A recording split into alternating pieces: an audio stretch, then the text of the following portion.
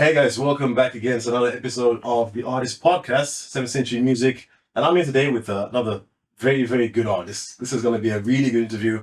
My boy Jayd'n Dominique. Jayd'n, what's up, man? Thank you for having me, man. How you doing? Yeah, I'm great, thanks. We met, I would always say accidentally, but most things they seem accidental. Yeah, But I say it's like God's plan to meet people. Sometimes you just don't know what's going on, absolutely. and then you meet people and it's like, well, we can do so much. So Mm, I met you through Remy Jean, who was on the Artist Podcast like a couple of weeks ago. yeah.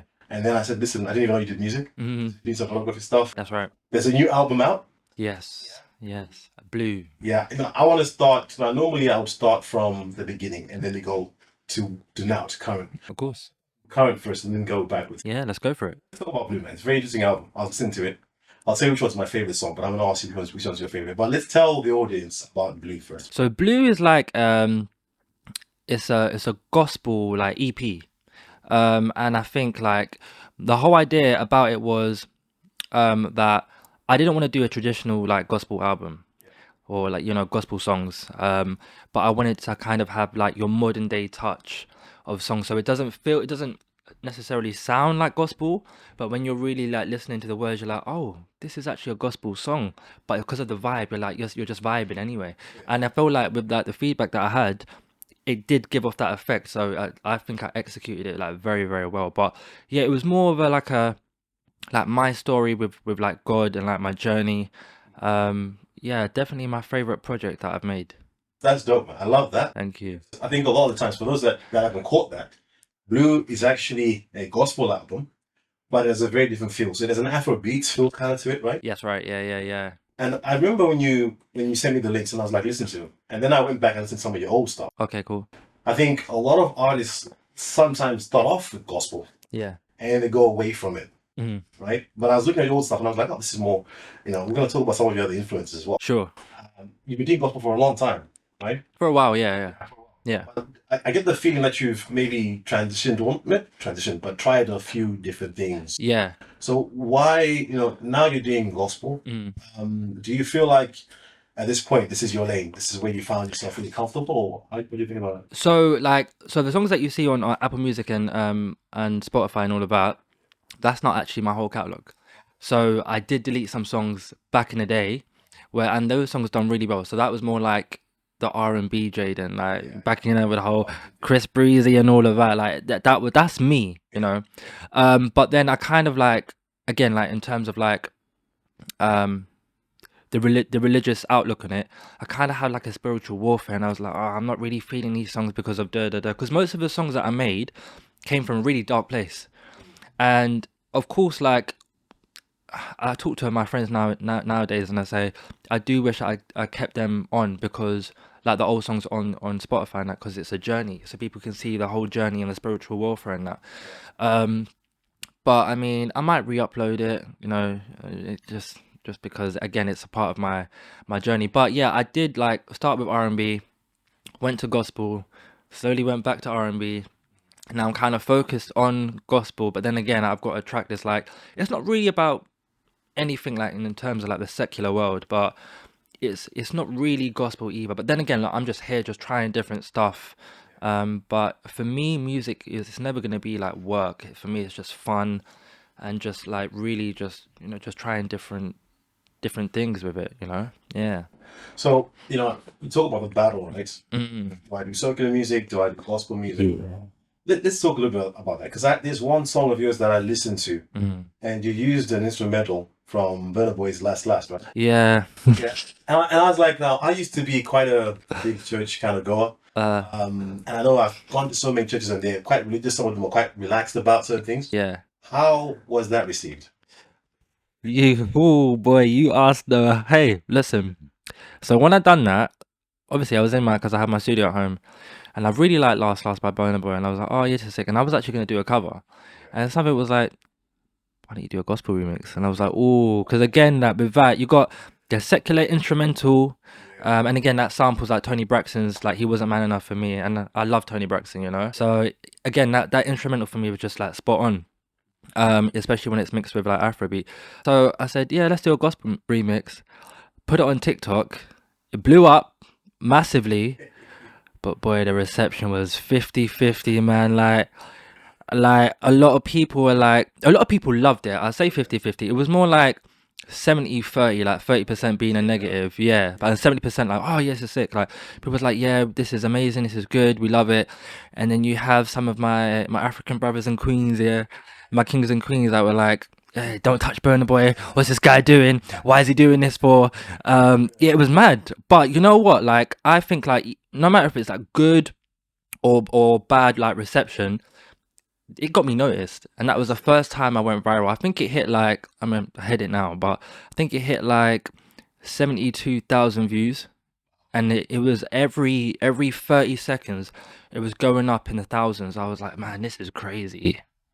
Yeah. Let's say, no publicity is bad publicity. Oh yeah, I'll take it all, man. Yeah, I'll take it. Yeah, no, seriously though. Like sometimes, like when I saw some of the comments here, I was like, "Oh, that's a bit harsh, isn't it?" Because like some of them were coming for like, I got a lisp, you know. That's another story, man. And I think I just like kind of off topic, but the person who made up the word lisp and put an S in it, they're taking a mick.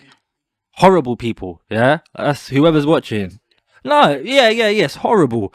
But yeah, but like I had about 2-3 comments like, "Oh, look at his list, man." I was like, just talk about the, yeah, any talk about anything else, like, you know. But it was all fun, man. I loved it. I was like, yeah, cool, I'll take it, man. Yeah. I can imagine. To imagine that kind of, someone said the words, I remember someone saying you need to follow the 80-20 rule, which is like, whatever you do, if you have 80% supporters and 20% hate, then you're in the right spot.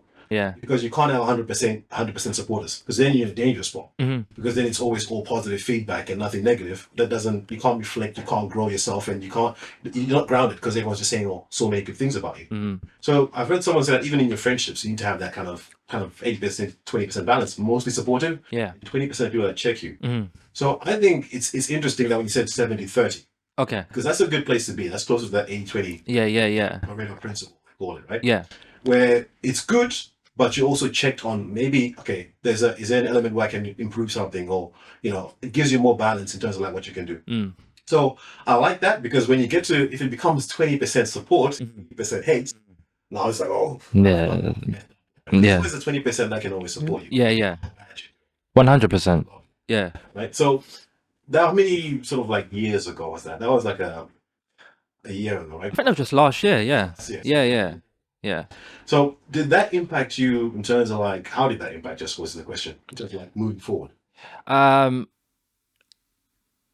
In a weird way, it just motivated me, because like the thing is, nobody was saying anything bad about my singing, you know. People just got upset that I touched Burna Boy's song, which I get. But I was like, okay, cool. So my singing's calm, so I'm gonna go ahead and make some more projects, you know, which is what I've been doing. But yeah, I mean, like in terms of like, and I think as well, I've got tough skin. So comments like that, yeah, with the whole the lisp situation, I was like, ugh, whatever, just move on that. But yeah, I got tough skin. So all those little comments, it doesn't really matter. But again, like the majority, they loved it, man. Listen, you got great feedback. I mean, as soon as I listened to your music, I said to one of my boys who's a DJ, listen to this guy's music, what do you think? I'm like, man, I love it. To make time I could play this anywhere. Oh, amazing. Yeah, it's dope. Though he had a slight, feedback, which was like, I would like to hear more of your voice, more of your own voice. Maybe we can talk about that later. So yeah, on a less, what can I say, produced song. Yeah. Okay. You got a good voice, and I know that someone like me, for example, who I used to make, all kinds of music. I like to use layers, and I like to do all kinds of stuff, like cool stuff. Yeah. But as I got more confident, as I grew more in my artistry, I stripped a lot of stuff back. Yeah. And then, like I said, just became more confident. Mm-hmm. That's something that we can kind of meander to at some point. Maybe you might do some acoustic stuff. This is the thing. So again, before the whole like gospel side of me came out, I released a acoustic EP, which is called the Breakup EP. But again, I've done the whole took it off. But again, like, all of these songs that I've like taken off, they are gonna go back on. I've still got the stems, I've got the originals. So I had done the acoustic, and the acoustic EP actually was like probably better received than this gospel EP that I've done. Yeah. So you can like, from me, you can see like the whole views and whole streams and all of that, like the numbers. It doesn't really faze me because I do music for the love of it. But there are some times where I will take some things away if I'm like having a spiritual battle with myself, which is it's not really cool because again, people should really see where you've come from to see where you are now. And just like you said, like you said, I've been doing gospel music, like, or it looks like I've been doing gospel music for a very long time. Like really and truly, it's only been like probably like 2 years. Okay. The rest of it has been like R&B. Yeah. Gotcha. Hmm. Yeah, I mean, going through your catalog, I remember staying on the gospel tip because you did a song with I think it's Aaliyah, Lara, Yeah. and you featured on that tune as a banger. Actions, I think you were. And Timothy, yeah. Timothy one, yeah. That song is banger. Tell me about the story. Yeah, so Timothy, also known as Timothy one, he's my cousin. Okay. And that's family right there, man. I mean, he is so talented. I mean, he does the piano, the drums, the bass. He's got his own studio. His studio is immaculate. Sometimes I look at my studio and I look at his, I'm like, I'm jealous, like, but he's very on it. And he's always been like a kind of producer, but he's only recently started singing. And his voice is amazing. But with the track, he's produced that track. I don't think he's on that one, like in terms of vocals. But Aaliyah Lara is his girlfriend. So that's how they know each other. And I've met both of them. And one day there was like, well, Tim, he rang me. He was like, I've got a song. Just kind of want to see what you're gonna do with it. Aaliyah's on it. Let's see what we can come up with. So I was like, okay, cool. Let me hear it. When I first heard it, loved it. I was like, cool. Let me lay like a couple like melodies down. Sent it to him. And he was like, yeah, this is perfect. This is amazing. I've done a couple touch ups. And then, yeah, Actions came out and that song done really well, man. Absolutely well. Seeing it posted on her channel, I think it wrote really well on her channel. Yeah. Despite the fact she's not like by any means a massive, she's an independent artist. Yeah.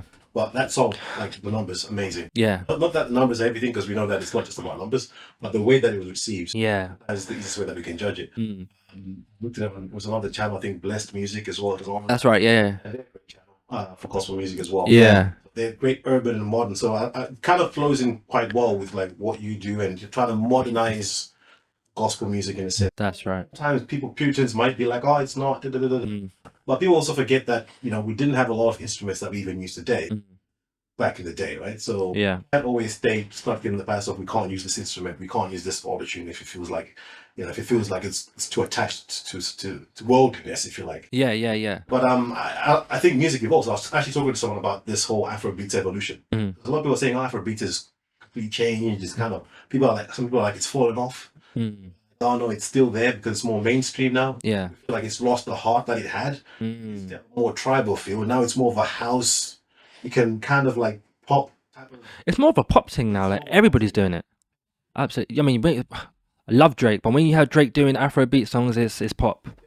So you know what I mean? You can't call it Afrobeats or what it's like. Nah. I agree with you on that one because I do think that when I first heard Afrobeats and I remember the night, and I think this is a good testament to how music is so powerful because it can take you back. Yeah. I remember the night when I was in a club and Davido's tune came on. Dami Duro came on. Oh, okay. And I was like, and everyone started dancing. Like I didn't know the genre at this point. Yeah. And I was like, my brother's a DJ, and I'm like, bro, what is this? What is this? Yeah. What is this music? Everyone started getting mad. You can remember the drum. Doom, doom, doom, doom, doom, doom, doom. That's right. Proper tribal African drums, very Afrocentric. It's not pop. You can hear it distinctly. Yeah. Yeah. And everyone was just dancing and not worried about how they look. And then you fast forward to like maybe 10 years from now. And now it's like Afrobeat is more, oh, we're cool. We're popping bottles in the club. Like you said, it's more Drake, Drizzy. 100%. Nobody's dancing. Nobody's. Yeah. And there's like, which is why I think like artists like Asake have done so well because they're still kind of, you know, if you listen to his music, vocals, choruses, African choruses. Yeah. Same thing with Arya Starr as well. She uses all choruses as well. Yeah. And that kind of realigning yourself with back to what it is. People yearn for that, I think. Yeah. Yeah. Yeah. So it's interesting to hear gospel music as in Afrobeats as a genre as well. Mm-hmm. So I want to talk about, you know, moving from, you know, you took songs off and you're thinking about putting them back on. I think it's a great thing to put those songs back on. Yeah, 100%. Let's just be honest. Like I've talked about my past in very honest ways. Yeah. Someone said to me, "No, you're one of the few people who I know who is able to do that." Because it's very vulnerable, right? Yeah. So tell me, I mean, if you're willing to share, Yeah. because I'm, like I said, I'm in some ways I can relate to that. Yeah. Moving away from, or rather, trying to find yourself. Can Can you tell me a little bit about that journey? What was the struggles there? Yeah, so I know where they stem from already, man. So I think most of it, was obviously, so it's going to be like a personal thing, and me, I'm an open book. You ask me any question, I'm giving it to you, you know. So for me, it stemmed from, so I'm a father, and I've got my kids. They're fun, they're amazing. But again, without giving too much information, there was a court case that I had to go through to get one of my sons like back in terms of like visitation and that. And that whole journey, I mean, it was a 2-year fight, and like my soul and me, I was just done. I was fed up, I was annoyed, I was angry. And I think at the time as well, I was working in a bank, Halifax Bank, and one thing that would really like piss me off was like, and it's not in a horrible way, but because again, you got to imagine, I'm not seeing my son at that time. It's been 2 years, you know, and then I see a father stroll in with their kid saying, "Hi, I want to open up a child's account." I'm like, and every day I would see that. And again, like with the mother, even mothers as well coming out with their children. But for me, because it's I see a dad, you know, with their child, and it's like that's what I want to do, you know. So yeah, it stemmed from that, and then again, it stemmed from like another relationship, which was like, you know, back and forth. It was kind of toxic and that. Um, but yeah, that's where most of my music like came from. That's where the acoustic EP came out of. Like it was out of a place of hurt, anger. And then when I kind of like found a better place, you know, within myself, because again, I'm someone who, if I need to be good, I need to be good for me, and I need to do it by myself. I can't rely on anybody else. So I feel like once I like put my trust in God, because that's my foundation right there, I was like, cool. Let me kind of change to do some, you know, like some gospel music. And like every now and again, I'm not saying I'm a proper, I don't even call myself a Christian, to be honest, because the whole religion thing and God thing I see as two separate things. Religions fight, I ain't fighting nobody, you know. We all have our beliefs, and I just believe like in God, put my trust, like, you know, I believe that Jesus is the Son of God, and that, and then I just go like just base my day off like that whole ideology, and just, you know, try and be a good person and that, you know. But yeah, those songs came out of a place of hurt, and I think that's why I wanted to get rid of the songs, because I didn't want to say it anymore, or hear it, or sometimes it will come on shuffle. I didn't want to hear it. No, I hear that completely because on your journey, like there's songs of mine that I listen to. Yeah. Mm. Like I can't believe I was there. Yeah. And I either thought that about myself or about the situation. Yeah. So it can be difficult. Mm. It can be difficult, but I think that honesty is amazing because I remember having someone listen to one of my songs at this time. Was particularly a dark moment. They were like, "Man, this song sounds depressing." Mm-mm. You know what? There might be someone that's watching this. Her name is called Samantha. Yeah. She has this running joke. She's like, "Your songs are depressing, bro." Like she DM me like I got screenshots like they're depressing, and in my head I'm like, well, why the hell you listen to it then? You know what I mean? I connect. Listen, when I'm sad and that, listen, the songs I put on, mate, you think like I'm attending a funeral, honestly. But for me as a man, yeah, and especially someone who bounces off music, I can't cry just like that. You know, I need to feel that emotion. I need to be in that moment, and then, you know, sometimes I cry. I mean, I haven't cried for a while now. You know, I'm good, but sometimes we need that, man. Damn. Listen, dude. One of the things I love about music, Mm. it is one of those things where you can immediately pour out your emotions and something comes out of it and Yeah. it makes sense. And it's like everything makes sense, and not just makes sense to you, it makes sense to other people. That's right. I think that's a powerful gift. Yeah. Because, you know, like you said, some people, they don't know what to do. Do I cry? Do I gorge myself on food? Do I do something destructive? Mm. As creatives, one of the most powerful gifts that we have is we can actually go, I am going to create from my pain. That's right. And not only that, but other people are going to be able to kind of see themselves in that story. You express something. Yeah. One of my favorite albums is by Marvin Winans. We'll come back to the religion thing. Cool. The whole album. Yeah. And it barely said the word Jesus in the song, but I can tell it's a gospel album. Uh-huh. And I was like, this is so dope. It's quite an eye opener for me. Yeah. It's like you can minister to people, Yeah. even if you're a Christian. Yeah. Jesus. But the spirit of your music comes through. Yeah. So when you're talking about, like, you know, writing your music and creating, and, you know, you're crying. Mm. Funny because one of my friends was like, yo, he's not a singer, he's a rapper. And I remember I did a song and I used the falsetto. Okay. Like, what do you call that? And then I said to him, well, it's like a beautiful cry. Oh, I love that. Right? I love that. It's like when you feel so much pain That's right. that you can't express it with words. Yeah. Your voice just goes to another level. Yeah. And so, you know, I would love to hear that music because, like you said, sometimes you're in that space. Mm. in that space to listen to music, Mm. and we've all been there. And then you hear this artist almost break down and cry on a song with that full setup, Yeah, and then you're like, oh, this is what I'm feeling. absolutely. Music. I like that. You know, I've never kind of seen it because I can do falsetto, but I've never seen it as like a cry. But the way that analogy is beautiful, and you've actually reminded me of something. So you know, with Kanye West song "Runaway," Oh yeah. and he has that kind of vocoder effect on the end of the song. It's like a 9-minute song. It's got that vocoder effect. Me, I know he's a bit, Kanye West is a bit up and down with people. I love Kanye. He's amazing. Yeah. And I was like, I like to do my research. And he said, because a lot of people don't really like that part, which I don't get. But he said the reason why he's done that is because he can't sing. He's not a singer. But because of those effects, and because he couldn't really get his words out of what he was feeling at the time, he could just make sounds. And he said that was a way for me, for him to express his feelings. And I just thought that was beautiful. So now I listen to Runaway, but that section, I put that part in loop. I love it, man, because I can connect with it. Absolutely. Yeah, it's beautiful. I love Kanye. Yeah, I think he's a musical genius. People might disagree with me, but I nah, think he is. it's hard to argue with that. This guy Mhm. has done several genres. How many genres has he done? Yeah, he's done quite a few. Yeah, like Yeah, like even the whole industrial feel with Yeezus. I remember listening to that album. yeah, And people are like, "Oh, this album is weird. I don't like it." yeah. And I was like, I love it. Uh, It's so different. It's like very, very metallic and very industrial. yeah, And it's not actually very musical in some ways. yeah. In some ways, it's like it's so different. I loved it. So Kanye is one of your experiences. Oh, 100%. Yeah. So let's talk about that. Like I know you produce, right? Mhm. So just tell me a little bit about what about Kanye? I mean, apart from all the stuff, but what about Kanye specifically? Do you relate to it? Do you know? I think I relate to him. Again, a lot of people, when he going on his rants and that, people are like, oh, he's this kind of person, and that, blah, blah, blah. But he is misunderstood. Yeah. And the reason why I resonate with that is because sometimes I say things and the way I'm meant to say it, it doesn't come out like that. And some people get the wrong idea. Like, what? How could you say that? I'm like, and I have to like, no, I mean, da da da da. So that's one thing. A second thing as well is like he doesn't hold back on his emotions. Like whatever he says on the track, he said it because he meant it, and that's what he's going through. And that inspires me. It's like, because look, as men, I'm always going to bring it back as men. We're told not to show our emotion. We got to be the alpha guy. I mean, I like being alpha anyway. That's cool. But we have to be that guy all the time, 24/7. We got to be strong.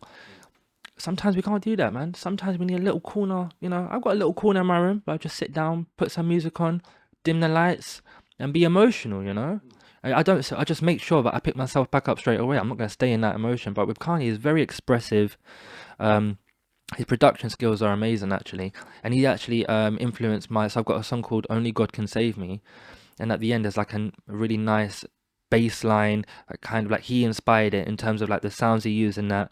So that was pretty cool as well. But yeah, in a lot of ways, like, even as a father as well, you can tell he loves his kids. That's evident. Yeah. Absolutely. Mm. Absolutely. It's funny. I'm reading a funny article Yeah. about how North, I think, was oldest North, right? Mm. And she goes, "Oh, I love being at Dad's house because we get to cook our own food." Mm. Ain't that crazy? And she's like, and what are you cooking? She's like noodles or something like that, right? Yeah. It shows that kids they don't care about all the nannies and all the Yeah. chefs preparing it, because she's complaining to her mom like we always have chefs and nannies and stuff. Yeah. No kind of life. So I love that. I think you're absolutely right. I think as a father, he seems like someone who's just really involved. He's involved. Yeah. Doesn't want him to be in front of the camera. Just wants him to have a normal childhood. That's it. You know? Yeah. Same with MJ as well. Again, I'm a massive fan of Michael Jackson. Hey, whoa! I don't even know where to start. 99% people love MJ, I think. Yeah, 100%. And for me, like, if you don't have to necessarily like MJ to be in my circle or whatever, but you know, if you feel like you're gonna say like a bad thing about him, just move away. I don't want to hear you. Like, if it wasn't for Michael Jackson, well, first of all, if it wasn't for God, I wouldn't even be here. But as a musical influence, if it wasn't for Michael Jackson, I would not be in music. I remember when I sat down, I used to live around Bethnal Green, and my mum, you know, with the VHS and all of her cassettes, one day she put this video on, and it was a Motown 25, but it was just Michael Jackson's part. So I'm sitting there, and I remember this like it was yesterday. So I'm sitting there, and I'm looking at this guy. I'm like, oh yeah, amazing singer, amazing dancer. This is cool. Like my eyes was just fixed on the TV, and then he done the moonwalk, And I think from that moment, I was sold. And the thing is, I didn't even, after that, from that moment, I didn't look at him as, again, great singer, dancer, or entertainer. When I first saw that moonwalk, I was like, he's magic. Yeah. That's what separates him like completely from other artists. Yeah. I thought he was a magician. 'Cause how the hell you moonwalk like that? Are you? Listen, if you watch those videos, you think, Oh, he's crazy, man. You know what? I tried to put both well, I got two boys, and I tried to put my youngest son on Michael Jackson. He won't have none of it. Yeah, is his mum likes a bit of like Afrobeat and that anyway. okay. I think that's kind of why I grew sick of it, because it was just hearing Afrobeat. But you know, yeah. But yeah, I tried to put him on MJ. He weren't listening. Um, but her daughter, I put so my this is where it gets techie. So the second mother of my child has my biological son, and then has a daughter from another relationship, whatever. But I've always been a racer, whatever. I put her on Michael Jackson, and she cool with Michael. Yeah, she likes it. Like she's like, Daddy, look, Michael Jackson. I'm like, I would sit there. I'm like, oh, here we go, cool. You know? Yeah, yeah. So like, it's even with my eldest actually, I did try to make him listen to Michael Jackson when he was young, of course, because he was around me all the time. And then obviously after the whole court case thing, we've then been reintroduced to each other. I'm like, oh, what's your favorite song? And he showed me some rock song. I said, flipping hell, mate. I said, well, I failed musically. Yeah, yeah. And I just want to say as well, the whole court case with the first mother of my child. Again, anybody that's hearing this will probably be like, oh, that's crazy, blah blah blah. But I just want to say as well, as a part of accountability, that I definitely had my part to play in that as well. You know, so and me and the first mum, we are absolutely amazing now. We're great co-parents. We talk, we catch up with each other, so everything's all good. Yeah, just want to put that out there because yeah, I'm not slating out any of my baby mums. I'm not doing that. Again, look, a lot of people won't even admit that. Especially us as fathers, we can be overbearing, man. You know, and sometimes when two leaders are in a household, we just headbutt and everything goes all over the place. But again, I think for me and her, the first one, yeah, I think now we're good peoples, man. Like I could definitely say we're friends. That's the You best know. thing. That's the best thing to be, isn't it? I was surprised when I read your bio. You're like, oh, you were in theatre and you did a Yeah, theatre performance, and it was you were young Michael Jackson, that's right. young MJ. Mm. Come on, tell me about that. Oh, Tell me about young MJ. so yeah, that was probably the best moment. Well, I think my childhood was amazing anyway, but that was a highlight of my childhood, man. I mean, so this would have been after 2009 when MJ died. When my mum told me I was crying like a baby, I didn't want to go to school, but I had to because she had to work and blah blah blah. Um, and then everybody could see like at school I was doing like what do you call it, like Michael Jackson shows, tributes. That's the word I'm looking for. Doing Michael Jackson tributes, and I think someone was like, "Oh, there's a West End show that's going on. I think they're looking for people." I think it was a teacher actually, Mr. Crane. Big you up. Um, and I was like, "Okay, cool. Let me look into it." Um, and like with that kind of stuff, you normally have to have an agent, an agency, blah blah blah. And I looked at it, I was like, oh, I'm not gonna get this. But something, and when I say something told me, I'm pretty sure it's God. Just send an email to the reception of, you know, the tickets. Yeah, said I'm gonna send an email. I remember the first word. I was like 14. I said, hi, I'm a 14-year-old. Singer. I love Michael Jackson. I have an unbroken voice because obviously I need to make sure they knew that for the voices. Have an unbroken voice, and my voice is pitchy high. Please let me know if you have any auditions. Three days later, I said, "Wow, you caught us just in time." So obviously it's been passed through, like to different like departments. You went to the ticket office, not even like anyone. Nah, I went for the ticket office. Yeah. So it's been passed through, and I think someone came back and was like, oh, you caught us in time. We've got auditions coming up in like a week's time or whatever. And then my auntie, because my mum was at work, my auntie Rosemary took me to like, no, my mum took me to the first audition because obviously I told her, she was excited. She was like, what? West End? This is crazy. Whoa. Yeah. So obviously I've gone to the first audition. And I saw the other, because I had my own afro as well. that was my what they call it, my USP, unique selling point. Yeah, you ain't got to put no wig on me. Nah, it was my own afro. It was massive. I was like, cool. Yeah, so I was like, cool. That's my unique selling point. But again, when you're in like a room of like young MJs and and who really want a part, you feel kind of like, oh man, they've got experience in this, they've got this and that, blah blah blah. And I was like, yeah, I kind of felt like a bit like awkward, and my anxiety was playing up. But I've gone into the audition now singing I think it was music in me. Okay. Yeah, or was it Ben? Probably Ben on Music in Me. And I've sung, and there's like 5 people there. There's a woman right in front of me who just breaks down in tears. Yeah. And now me, I'm humble. Yeah. I'm humble. I was 14 years old there. I was humble. Yeah. But in my head, whilst I'm finishing off the song, I was like, yeah, you killed that. You killed that shit. Yeah. I was like, yo. And when I've come out, yeah. Obviously, this. Thank you so much. We'll be in touch. When I come out, I said, yeah, mum, I made one of them cry. So what do you mean? I was like, yeah, I was just singing like the song and one of them cried. And she was like, I think that was a kind of point where we was like, cool, we might have it, we might not. Then the second audition came. The reason why I brought out my auntie Rosemary is because she brought me to my second audition. So my auntie Rosemary is Timothy's mum. So Timothy, my cousin, with his girlfriend Aaliyah. So yeah, we're proper integrated like family. Like we properly do things for each other. So she brought me to my second audition. And yeah, done my second audition, and I think it was that moment where I knew. No, done a second audition, then went home, and we didn't hear anything, heard nothing. So I was like, oh, probably like 2 weeks, because they did say, yeah, we'll get into contact with you in 1 week. 2 weeks when I was like, okay, cool, I ain't got it, so I could go school like a normal boy and just, yeah. And my mum was like, nah, forget this. I rang him. She was like, hey, just wanted to see if there's an update. And I said, oh my gosh, we was just about to call you. He's got the job. Oh my god, dude. You see me? Must have been like... It was, yeah. And she was very calm enough. She's like, okay, thank you. Because I'm in the background. She's like, okay, cool. Yeah, no problem. Okay. And she was like, my mum likes to play games. She's like, Jay, you haven't got it. I'm sorry. Oh, bad man. That's the first time. Yeah, first thing she said. Yeah, you see, mum. And even till this day, she plays games. And then she was like, only Jay, can you get it? And I was like, what? No way. And I think that was the moment that for me, it just, it really changed my life. Yeah, absolutely. And then I went for dress rehearsals. And then I was performing to like 1,000 people, more than 1,000 people per night. It was at the Lyric Theatre. And again, I was only like 14 years old. But there is a funny story on one of the shows that I've done.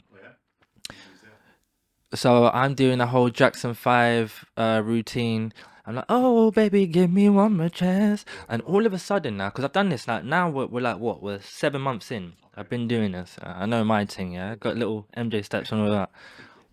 And then I hear like laughter from like the left section of the stage, because the stage is here and you've got the crowd just going up, with the different like seating.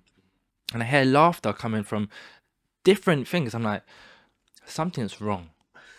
But I was like, me being the professional that I am, let me just do something, blah blah. And something in my head says, look down, Jay. So I'm looking down. My shirt, because we got to remember we're dressed like MJ as well.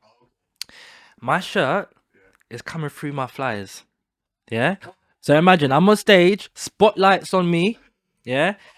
My shirt is coming through my flies. And Zach, who was my chaperone, he will remember that. And shout out Zach, he's a bad man. He's hard. Thank you, Zach, for everything you've done. You're amazing. So the shirt's coming through my flies, and I look down. I'm like, oh my god, but I'm still singing. Yeah, like I'm like, oh no. So I turn around. Like again, I'm just dancing hard, but I'm looking at because I have the Jackson 5 brothers behind me. I'm like, yo, look. So they come in front of me, do their little thing, just like try to hide me in that, and I pull it up, and but by this time the zip's broken now. So now I'm doing my whole routine, holding my finger. I'm not stopping.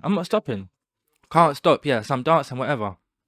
As soon as the whole set finished, everybody 1,000 people stood up, Yeah. clapped. It was the biggest round of applause I've ever had in my whole life.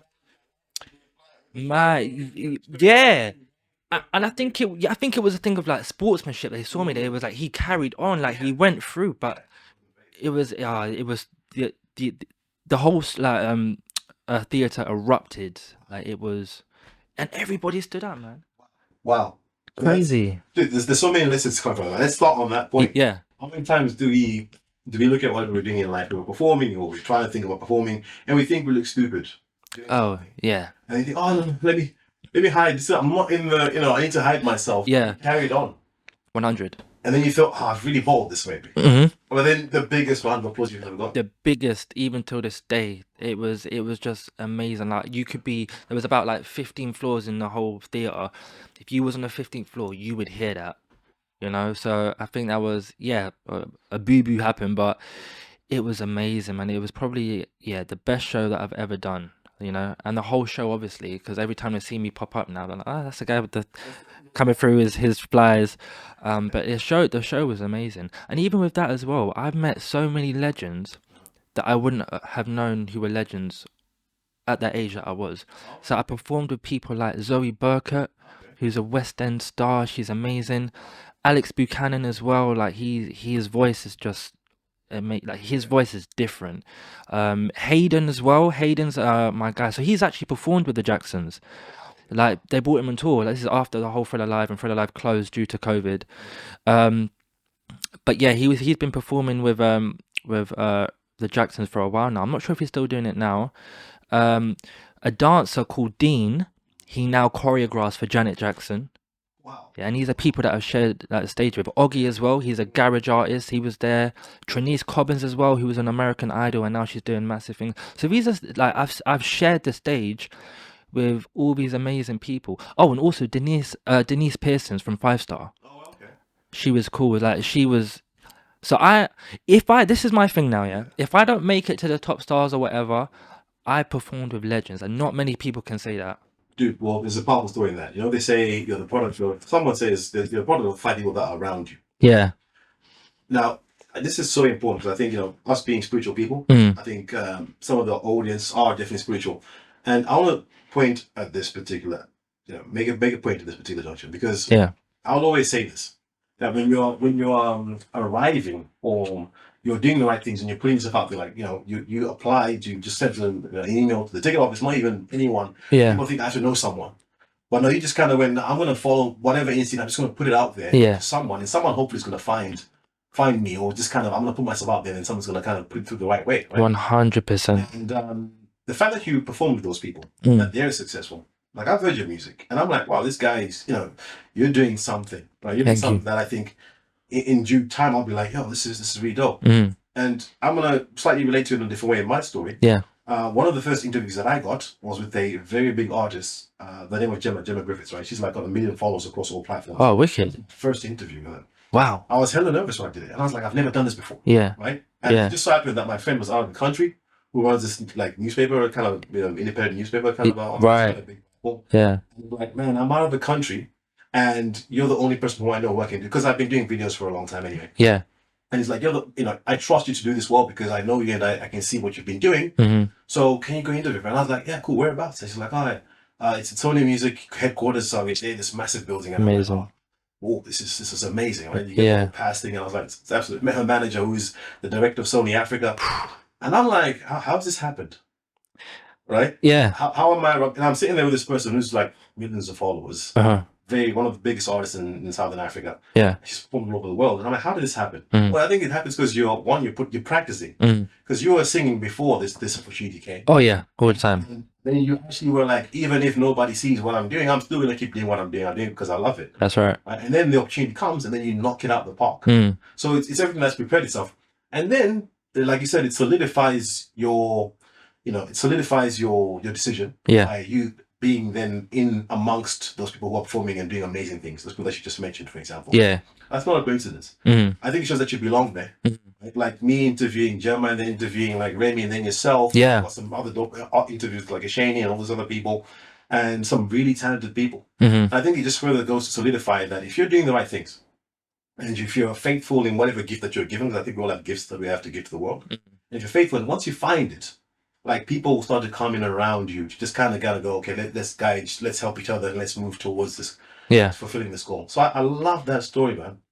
I think absolutely. it's an absolute amazing. It's a lesson. It's a lesson for every artist that's out there who's just kind of sitting in their bedroom and thinking, "Oh man, I'm so good at this, but I'm not really. I'm not gonna push my music out there.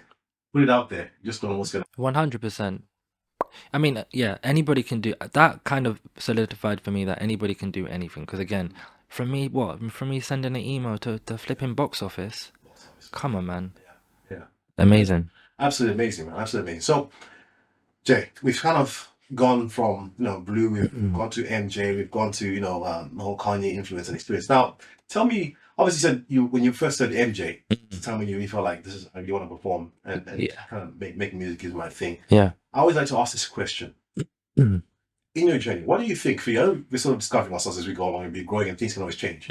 What do you think? What if you were to say, if I was to say to you, Jay, in 30 years' time, let's say you've made the biggest impact that you can possibly imagine, Okay. what would that look like? That's a really good question, man. So for myself, what would it look like for me? Like, okay.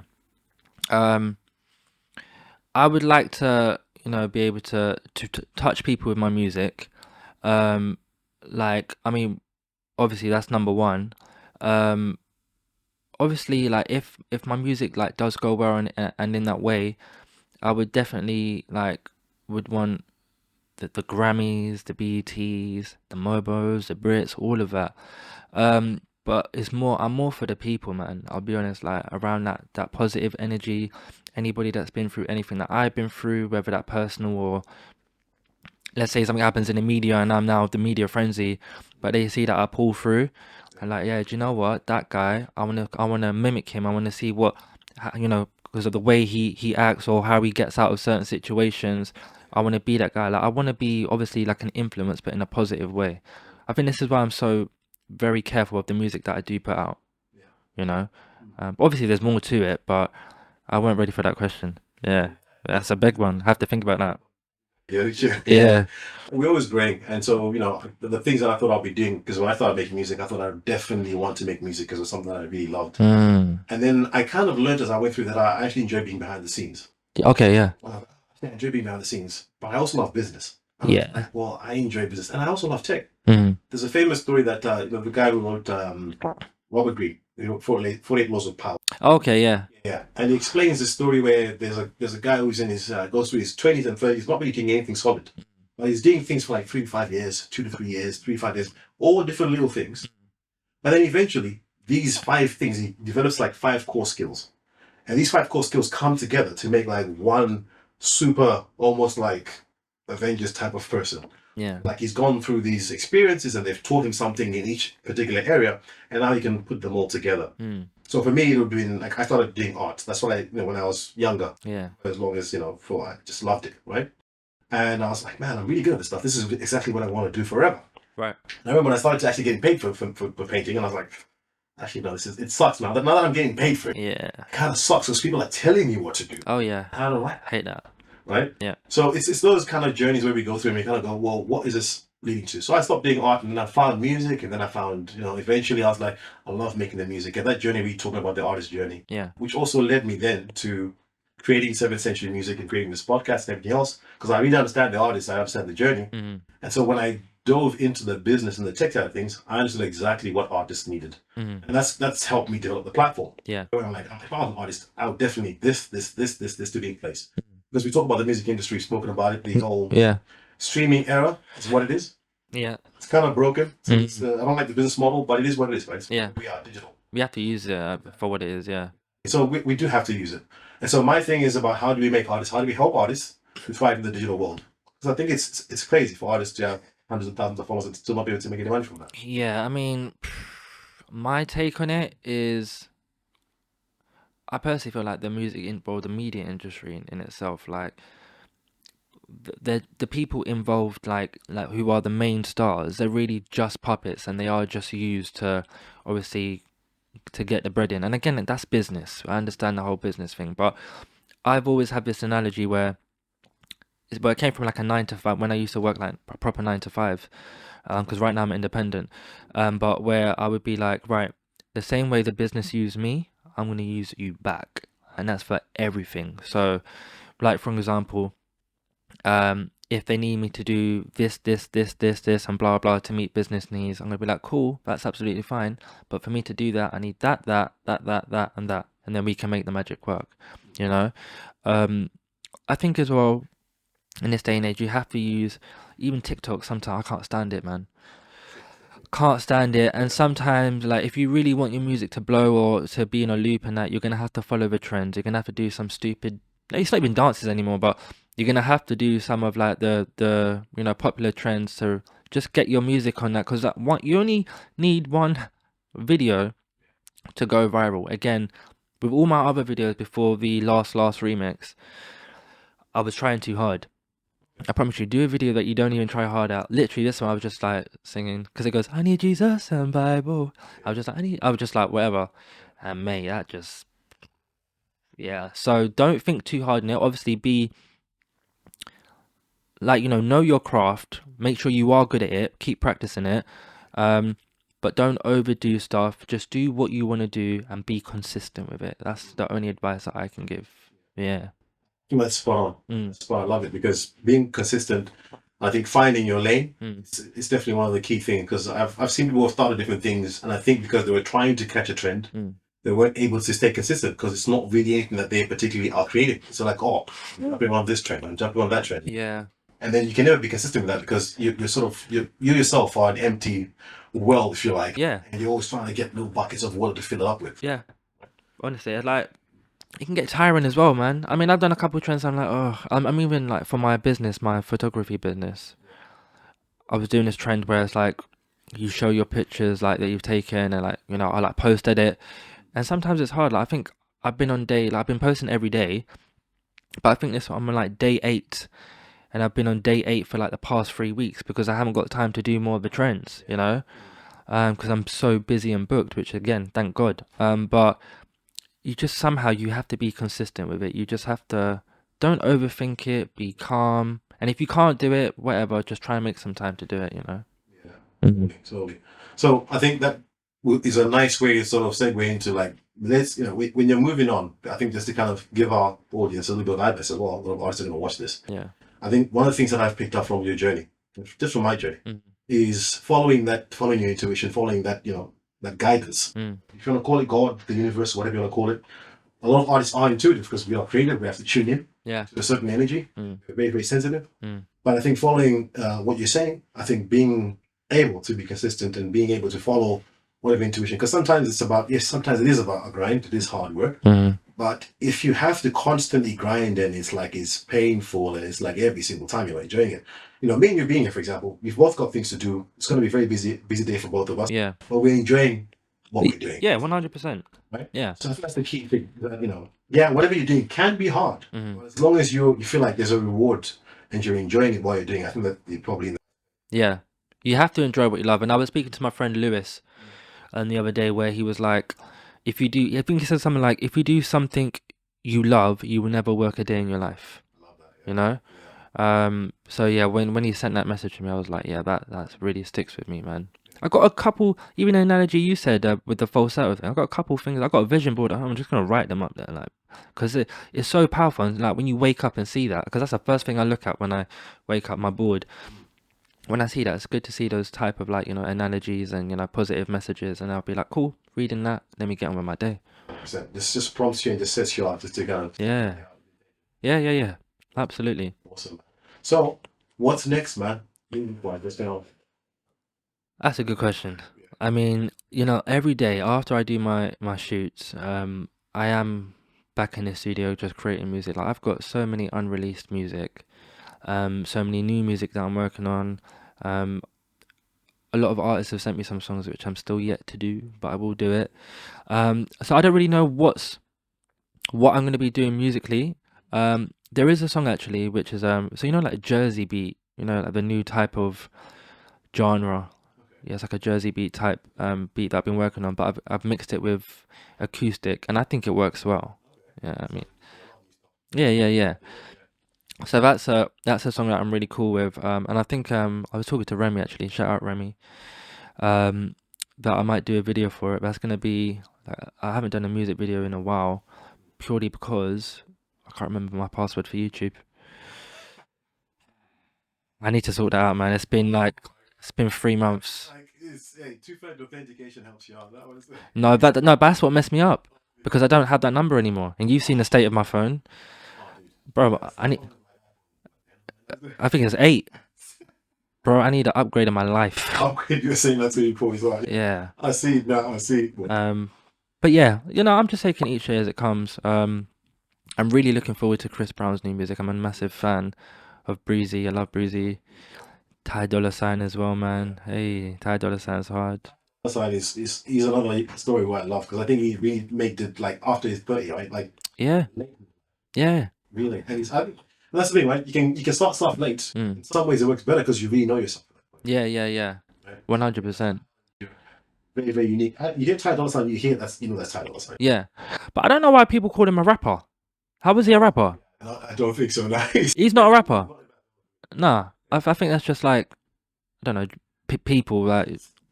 Especially how it looks. Yeah, that's what I was trying to get at. Yeah. Like, oh, yeah, as a rapper, yeah, that guy's got vocals, man. Disgusting vocals. He's amazing, and I love Brandy as well, man. I've seen her live. Oh really? Yeah. Yeah. Legend. Come on. You go to artists like shows, and you're like, oh, yeah, the album's better. But tell me why, yeah. When I'm listening to Brandy, and I was making sure, I was like, you lip syncing? No, I was up front row, and she weren't lip syncing. Tell me why Brandy sounded better than the album, and the album's flawless. I was. There's a reason why she's called the vocal Bible. People call her the vocal Bible. Yeah, crazy. Brandy's vocals, man, like that raspy sort of tone. Oh, It's like that is everything. You can't. It's one of those things where I say, which is why I was kind of saying to you, I'd love to hear more of your voice. Then I yeah, exactly who you. It conveys something different emotionally. yeah. Brandy's vocals. I think in terms of like my backing vocals, I love doing backing vocals. I'm definitely influenced by Brandy, man, with the layering and that. So like, if you want, just go back to my songs and just listen to the background vocals. But yeah, no, like I'm definitely influenced by. She's crazy. Yeah, she's cool, man. Absolutely, man. I love it. Love all the influences, man. I think for me, I hear a lot of influences in music. Like I listen to the gospel stuff, the Afrobeat stuff. I'm gonna listen to some of the. I've already listened to some of the old R&B stuff. Like Yeah. Cigarette songs like those. Oh yeah. Choose. Thank you. And yeah, I hope to hear some of your more depressing stuff as well. You know what? It's coming back out. Yeah. Despite what Samantha says. Yeah. I see you. It's coming back out. No, it's not. It's not because I heard that I took the songs down. It's like other reasons, but. Sometimes I like my depressive music, man. I love it. Like, there was a song called "Music of You." So I was again like a kind of tribute to Michael Jackson's "Music in Me," but kind of made it my own. So like it was basically the song's about I was in a relationship. These days, when am I never not in a relationship, man? That needs to change. But I was in a relationship, and I kind of felt like I had to choose either music or her. So yeah, so I was like, cool, hear it. Not gonna choose you like that though, because you're supposed to be working with me. So I'm gonna choose music, because music's never let me down. Yes, I made Music with You, and that's definitely one of my favorite songs that I've made. It was a toxic situation, but we grow and we learn. And that's a part of the journey of being an artist. I think you have to go through some experiences like that. Yeah, You wouldn't create the music that you make if you didn't go through those experiences. that's what I'm saying. Yeah, I've heard many artists, and I can hear artists who have no experience. It's like you can hear it. yeah, Like, yeah, you're singing, but your lyrics lack depth. yeah. When you listen to Nina Simone, you go, Oh yeah, so that's pain. Mm. That's deep. That's why those kind of songs last a lot longer. yeah, That's coincidentally, that's one of my criticisms of Chris sometimes. yeah, I hear his music and I was like, man, you're almost having too much fun. You know what I mean? It's like your life is great and yeah, you've had some struggles, but I want to hear those struggles. yeah, I don't hear so much of that in his music. I know it's maybe not really his genre because he likes to dance and that's his personality. yeah. But I would love to hear an album from him like Confessions. I hear it. But with Breezy, he does these secret gems in every album that he puts out. Like, I tend to go for. I think it's just I probably thinking about it, I probably am depressed at this moment, but I tend to go for the slow songs first. Like he can come up with a 50-track album, but I'm looking for slow songs first, and that's where you really hear the true him. Like he's got a song called "All Back" on the album Fame. Love that. And then there's a one called Lucky Me. I think that's on Graffiti. Um, and Don't Judge Me, which is on Fortune. Oh my gosh, when that came out, man. Yeah. Weezy writes too many songs. I think he just needs someone to just kind of calm him down a little bit because he released an album with like 50 songs. Listen, I love Chris Brown. I haven't sat down and listened to the 50-track song. Who's doing that? You know, I take some certain gems from it. I'm like, oh, that's good, that's good, that's good. But I'm not doing that. And he's got a lot because I read up about him a lot and watch his videos. Like he's got a lot of songs in the vaults, and I feel like, yeah, he wants to get it all out, but he's just releasing way too much, man. Yeah, yeah. Because like, look at what happened with MJ. Like, he ain't got. I'm pretty sure he ain't got no songs left. They say that he's written songs and this and that, blah blah blah. But with MJ, he would sing melodies. So no, you're not gonna put out a song with melodies, you know.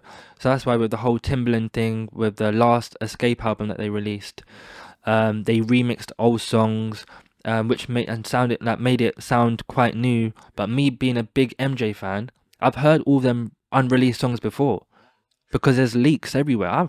I'll find anything there. But I've heard it before, apart from one track which was this is embarrassing. Well, there's one track that I can't remember. Yeah. But everything else I heard, and it's like cool. I heard the remixes and that, blah blah blah. But I'm not even gonna lie with the whole MJJ estate and like thing. He needs better management. Like in terms, obviously, I know he's dead and that, but he should have been having 2 more albums by now. Oh yeah, You know. true. It's difficult. It's a difficult thing. Like you said, legally and all that kind of stuff with this. Yeah. Children and stuff. Who knows who owns what, with publishing and all that kind of stuff. Yeah. Deals behind the scenes. That can you imagine those battles must be still going on. Oh, 100. Of course. Yeah. Mm. As an artist, life is. I mean, life is tough now. Shit. When I'm an artist, Jesus Christ. Let me depressed. I'm not gonna call you depressed. No, I don't think I'm depressed now. I don't think you're depressed. But you have moments. We all have moments where life can kind of hit you a little bit, and you go. Yeah. But it's good to have conversations like this, which are a release. I love it, man. And again, I will always go back to the whole men not talking things. Like when I'm around, like my friends, the majority of them are women, which is something I am trying to change. Why is it all women right now? I don't know, but like I do have some like mandem in my circle, and it is nice to talk to another man just so they can be in your level and be like, oh, I know what you mean, I get it. So that's really nice, man. I got a couple friends like that anyway. Yeah. Well, definitely. Well, Jay, listen, we should grab a drink because you're in North London. Yes, We'll definitely hit up some spots and grab a drink and just kind of chill a little bit. absolutely. That sounds like a plan. Absolutely. But for those that are not in North London, where can we find you, man? So you can find me on Instagram, which is Jayd'n Dominique. Would it be on the screen there? We'll put it on the screen. Don't worry. There you go. Spotify, Apple Music again. Jayd'n Dominique. My business, my photography and videography business is called It's a New Sound. Once you follow me on Instagram, yeah, you'll see it all. But yeah, no, there will be more music coming. Yeah, man. Shout out my kids. I love you guys. Yeah. Shout out Mumsy as well. Rems, Amber, love you. Yeah, the fam. Yeah, no, they're good people, man. Yeah. Bless you, man. Jay, thank you so much, man. Thank you very much. I know we could talk for hours, I know. but we got things to do. We can do this again. I'm an open book, man. I done told you. Listen, we'll do another one. Maybe not so much in music, and I'll just go deep because I've got a lot of deep stuff I want to talk about. Let's talk, bro. Yes, love it. Jay, thanks again, man. Appreciate it. course. Thank you so much for your time, man. And you. And yeah, wish you all the best with the music and everything else. Right? Thank you. Guys, thank you so much for tuning in. This is the Artist Podcast. A lot of authentic interviews, a lot of authentic conversation. This is probably the most authentic conversation I think I've had with someone yet. So yeah, guys, if you like this kind of content, please do me a favor, subscribe, hit the link in the bottom, and also follow Jayd'n wherever he's at. Look forward to seeing you guys. Love you as always. Take care. Bye-bye. That's good. That was so much. Is like, yo, the clips from this are going to be amazing. Oh, yeah, no, trust me. Because I want to say my baby mama first in the long.